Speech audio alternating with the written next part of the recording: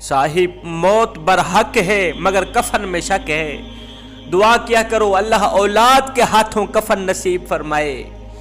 देहात की बहती हुई नहर में से एक लाश मिली। लाश बहुत ज्यादा फूल गई थी, पहचानी नहीं जा रही थी। देहात वालों ने सोचा कि आखिर ये भी तो मुसलमान है, क्यों ना इसे गुस्ल दिया जाए, कफन दिया जाए, इसका जनाजा पढ़ा के इसकी तदफीन की जाए। अब देहात के मौलवी साहब ने उसे गुस्ल तो दे दिया, लेकिन उसके पास कफन के पैसे नहीं थे। अब मौलवी साहब ने लाउड स्पीकर में ऐलान किया, लोगों हजरात, एक लावारिस लाश मिली है, एक लावारिस लाश मिली है, उसके कफन के लिए पैसों की अशद ज़रूरत है। अपने हस्बे तौफीक हर बंदा ज़रूर हिस्सा डाले। अब मौलवी साहब की आवाज़ सुनकर किसी ने 1 रुपया दिया, किसी ने 2 रुपये दिए, काफ़ी सारे पैसे जमा हो गए। बाज़ार से लट्ठे का सूट लाया गया, बाज़ार से कफन लाया गया।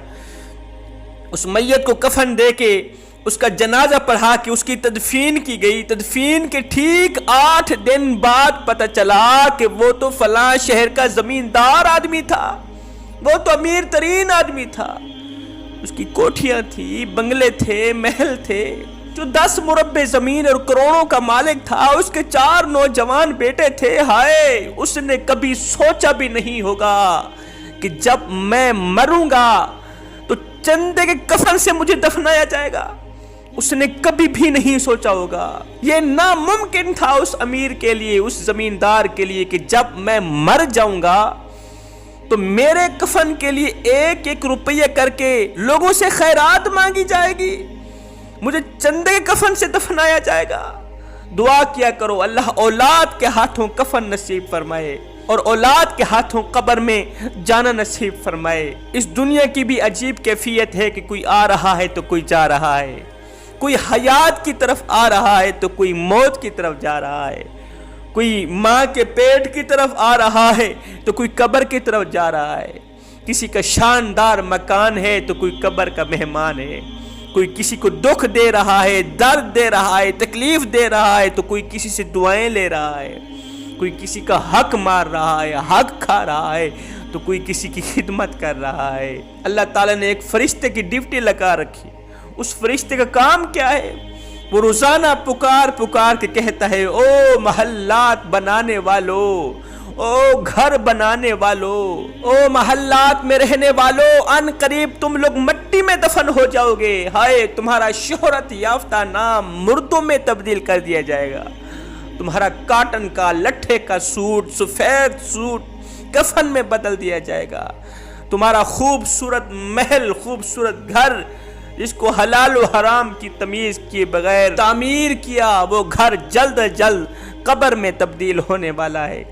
जब कोई नौजवान हंसता है, हर वक्त हंसता ही रहता है, तो वो फरिश्ता पुकार पुकार के कहता है, ऐ नौजवान, बाजार में जाके देख, तेरे लिए कफन तैयार हो गया है और तू हंस रहा है। कब्र में जाके देख, अंधेरा ही अंधेरा है, अंधेरा तेरा मुंतजर है, तू यहाँ हंस रहा है।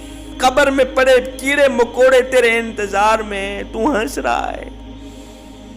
फरिश्ते के हाथ में लोहे का हथौड़ा है, वो तेरा सर कूटने के लिए, सर पीटने के लिए तैयार बैठा है, तेरा मुंतजर बैठा है, तू यहाँ हंस रहा है। और नेक आमाल करके जा, कब्र में अंधेरा ही अंधेरा है, रोशनी लेके जा। कब्र में कीड़े मकोड़े हैं, इनसे बचने के लिए नेक आमाल लेके जा। अजाब वाले फरिश्ते आएंगे, उनसे बचने के लिए, आग से बचने के लिए, बिच्छुओं से बचने के लिए नेक अमाल लेके जा। तू यहाँ हंस रहा है। साहिब, ये जिंदगी के लम्हे तेरे और मेरे लिए गनीमत हैं, इन लम्हों में कुछ कर लो। एक इबादत गुजार बादशाह था, वो दिन रात इबादत में मसरूफ रहता था, दिन रात अल्लाह की याद में मसरूफ रहता था। पहले तो उसके दिल का ताल्लुक मालिक की ज़ात के साथ जुड़ा हुआ था। कुछ अरसा बाद उसकी तबीयत में, उसके मिजाज में दुनिया रच गई, वो दुनिया की तरफ माइल होने लगा। उसके दिल ने चाहा, क्यों ना काफ़ी दिन बाकी हैं ज़िंदगी के, उसके दिल में दुनियावी ऐश व इशरत के मैलान भड़क उठे। वो दुनिया के शौक में मुब्तला हो गया। अल्लाह की याद को छोड़कर, अल्लाह की याद की लज्जत को छोड़कर दुनिया की ऐश व इशरत में गर्क हो गया। ख्वाहिशात में गर्क हो गया। उसने ऑर्डर दिया कि एक खूबसूरत सा महल तैयार किया जाए, इतना खूबसूरत हो कि उससे पहले किसी ने उस तरह का महल ना बनाया हो। आलीशान बंगला तैयार किया जाए, आलीशान घर तैयार किया जाए, सोने और जेवरात से उस घर को सजाया जाए। आलीशान मकान तैयार किया गया, घर तैयार किया गया, सोने के दरवाजे लगाए गए, चांदी की खिड़कियां लगाई गई। काफी अरसा बीतने के बाद महल तैयार हो गया, तामीराती काम मुकम्मल हो गया। उसके बाद बादशाह सलामत ने दावत का एहतमाम किया। अब जो भी आता किस्म किस्म के खाने लगे हुए खाता, मकान की खूबसूरती देखता, सोने के दरवाजे देखता, चांदी की खिड़कियां देखता तो तारीफ करके चला जाता जो भी लंगर खाने के लिए आता। कई दिन लंगर चलता रहा, दावत चलती रही। उसके बाद बादशाह ने वज़रा को बुलाया, इधर आओ, मेरा शौक है, मेरी ख्वाहिश है, जिस तरह तुम लोगों ने ये खूबसूरत घर देखा है, मैं चाहता हूँ मैं अपने बच्चों के लिए भी अपने जीते जी इस तरह के 2-4 महल और भी बना के जाऊं। अभी मशवरा हो ही रहा था कि मकान के एक खाली गोशे से किसी मौत की याद दिलाने वाले ने एक जुमला कहा। वो जुमला सुनते ही बादशाह के अंदर खौफ तारी हो गया। बादशाह कांप उठा, रो कर कहने लगा, और तू है कौन? और जुमला बोलने वाले, और मुझ पर एहसान करने वाले। तेरी दर्द भरी आवाज ने, तेरे जुमले ने मेरा जिगरा फाड़ दिया है। मुझे एक बार फिर अल्लाह की याद में गर्क कर दिया, और मुझ पे एहसान करने वाले मेरे सामने तो आ, तू है कौन? हाय, उस जुमले ने बादशाह का कलेजा फाड़ दिया था। बादशाह के अंदर से एक हाय निकली, एक आह निकली। बस उस जुमले ने बादशाह को जमीन पे लिटा दिया। बादशाह की रूह निकल गई, परवास कर गई। बादशाह तौबा तौबा करता मर गया। वो जुमला सुनकर बादशाह तौबा तौबा करता मर गया। पता है वो जुमला कौन सा था? किसी अल्लाह वाले ने कहा था। मकान के खाली गोशे में खड़े होके अल्लाह वाले ने कहा था, बादशाह सलामत, ओ माड़ी बनाने वाले, माड़ी बना रहा है तू, बसेंगे कोई और, हिसाब तुझे देना पड़ेगा।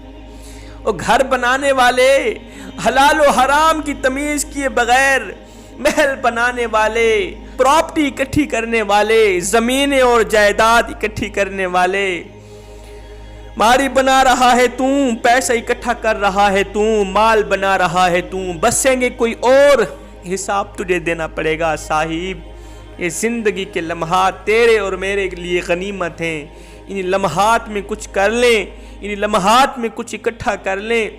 मालूम नहीं फिर फुर्सत मिले ना मिले, मालूम नहीं फिर ये जिंदगी के लम्हे मिले ना मिले।